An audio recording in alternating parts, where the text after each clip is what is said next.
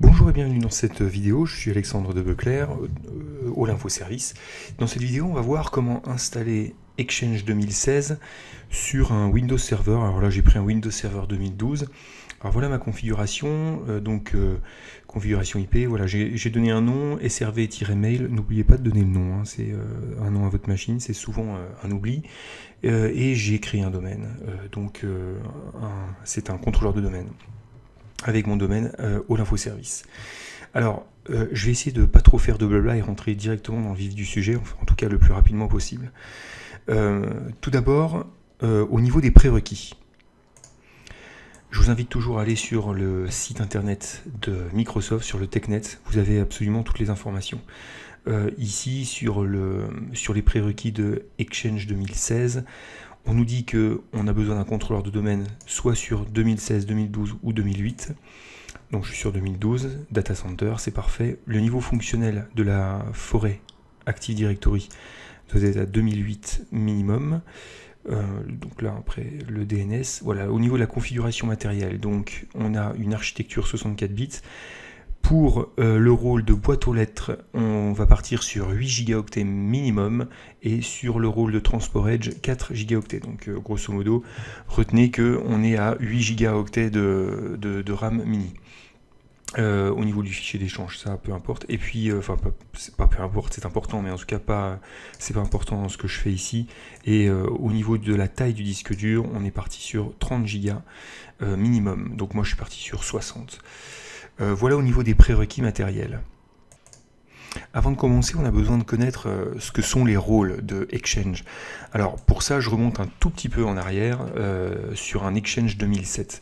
Voilà comment Exchange 2007 était au niveau de l'architecture. Hop, est-ce que je peux voir un peu plus grand? On va zoomer.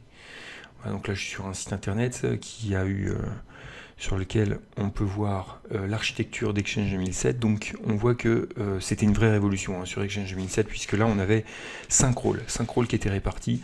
On voit ici donc le rôle de messagerie unifiée qui était censé faire le lien avec, qui faisait le lien avec tout ce qui était téléphonie. On avait ensuite le serveur d'accès client, donc c'est lui qui permettait l'accès des clients, donc aussi bien par les clients MAPI, Outlook ou les clients web. On avait ensuite le serveur de Mailbox, donc le serveur qui héberge les boîtes aux lettres et les mails, et puis on avait le serveur de Transport Hub, qui lui était chargé de remettre les mails, alors soit au sein de l'architecture elle-même, soit vers l'extérieur, et puis on pouvait avoir un serveur de Transport Edge qui faisait à peu près la même chose que le serveur de Transport Hub, si ce n'est que lui ne pouvait s'installer sur un contrôleur, sur un domaine, il devait obligatoirement s'installer sur un serveur autonome. Avec les outils Adam, c'est-à-dire c'est le mode lecture seule d'Active Directory. Et donc en fait il réceptionnait les emails de l'internet, il faisait toute sa moulinette sur les filtres anti-spam, antivirus, etc. Et ensuite remettait les mails au Transport Hub. Pour la sortie, c'était pareil, le Transport Hub remettait ça au Transport Edge qui faisait sa moulinette inverse cette fois pour envoyer les mails vers Internet. Donc voilà comment fonctionnait Exchange 2007. Ensuite, on a eu Exchange 2010 qui reposait à peu près sur la même chose. Et puis, on a eu Exchange 2013 qui est arrivé et qui a dit, écoutez, on va un petit peu remanier tout ça. Et on va créer seulement 3 rôles. Donc, on avait le rôle de CAS, donc le serveur d'accès client qui gère tous les accès des clients, donc que ce soit par l'Outlook Web App ou alors par l'Outlook, et puis tous les appareils mobiles. Et puis on avait le rôle de Mailbox qui héberge les boîtes mail. Et on avait le Transport Hub en fait qui était resté mais qui n'était pas franchement visible, qui lui était à cheval sur les deux. C'est-à-dire que le Transport Hub on aurait pu le mettre ici entre les deux. C'est-à-dire qu'il y avait un peu du Transport Hub qui était sur le CAS et un peu du Transport Hub qui était sur le Mailbox. Donc ça permettait en fait de faire le lien entre ces deux rôles principaux que sont le CAS et le Mailbox. Alors c'est confirmé d'ailleurs ce que je dis par on est sur le TechNet, là toujours, ici, voilà. désormais, donc, Exchange 2013, dans Exchange 2013, le rôle de serveur de boîte aux lettres inclut également le protocole d'accès au client, le service de transport et les bases de données, et puis ainsi que quelques composants de la messagerie unifiée. Donc voilà, ça c'était les nouveautés de la mailbox sur Exchange 2013. Alors si on veut voir Exchange 2016 maintenant, il suffit de taper sur autre version. Voilà, on a l'architecture d'Exchange 2016 et ben voilà comment ça se présente. C'est-à-dire que maintenant, ils ont vraiment simplifié les choses. C'est-à-dire que ben maintenant, on n'a plus qu'un seul rôle, on va dire. Enfin, on a deux rôles en fait. On a le rôle de Mailbox. Donc le rôle de Mailbox, lui, intègre tout ce qui est CAS et Transport Hub.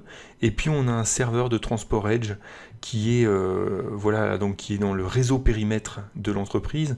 C'est-à-dire que là, on voit le réseau interne, on voit ici un pare-feu, le réseau périmètre, un autre pare-feu, une délimitation, puis là on a Internet. Donc il est pris en sandwich entre les deux firewalls. On peut dire qu'il est clairement dans une DMZ. Et donc on retrouve maintenant plus que deux rôles sur l'Exchange 2016. Alors sur l'Exchange 2016, on va avoir quelques nouveautés, voilà, qu'on a toujours sur le TechNet, toujours très intéressant. Donc l'architecture, je viens de vous la montrer. Et puis on va avoir quelques nouveautés, voilà, sur cet ensemble. Donc sur le client notamment, ils vous disent ici que amélioration de l'expérience sur les téléphones, donc Android et iOS. Avec dans le calendrier pareil des modifications dans l'apparence, et puis vous avez possibilité de faire d'autres propositions quand il y a une demande de réunion, des nouveaux thèmes, des vidéos insérées, voilà, donc forcément les performances améliorées. Au niveau de MAPI HTTP, bon, ça c'est pour l'Outlook, anciennement l'Outlook Anywhere. Et puis voilà, on va avoir une vraie relation avec l'Office 365, puisque ça vient avec